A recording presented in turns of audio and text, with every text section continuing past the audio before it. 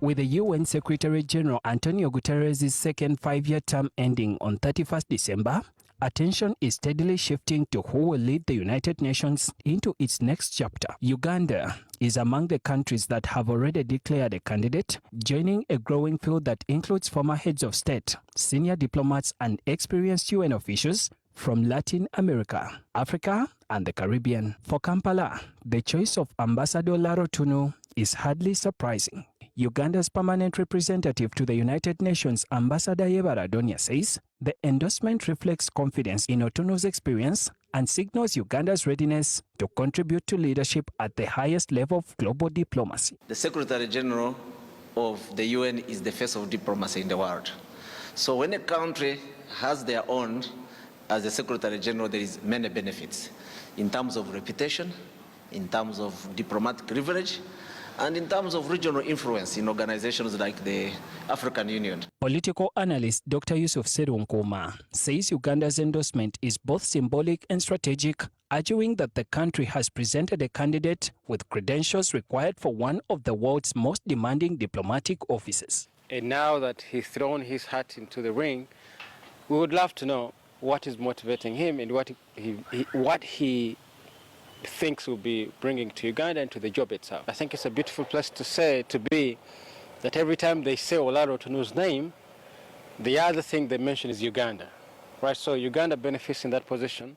The path to the UN's top office, however, is far from straightforward. The 15-member UN Security Council must first agree on the single candidate.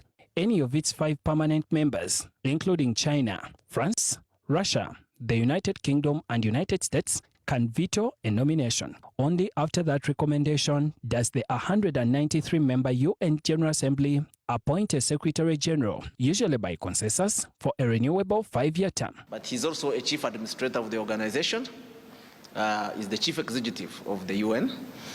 He manages the secretariat, but also he's the mediator in international conflict and peace. So the country benefits by having a reputation. I mean, you would pay millions of dollars to have such an advert. While both Ambassador Otunnu and Dr. Serunkuma believe Ambassador Otunnu possesses the experience needed for the role, they differ on whether Uganda's broader international image could influence the campaign. It's also possible that because there's a Ugandan at the top of this global human rights and many other things institution, that you fear, because the many eyes of the world are pointed at Uganda.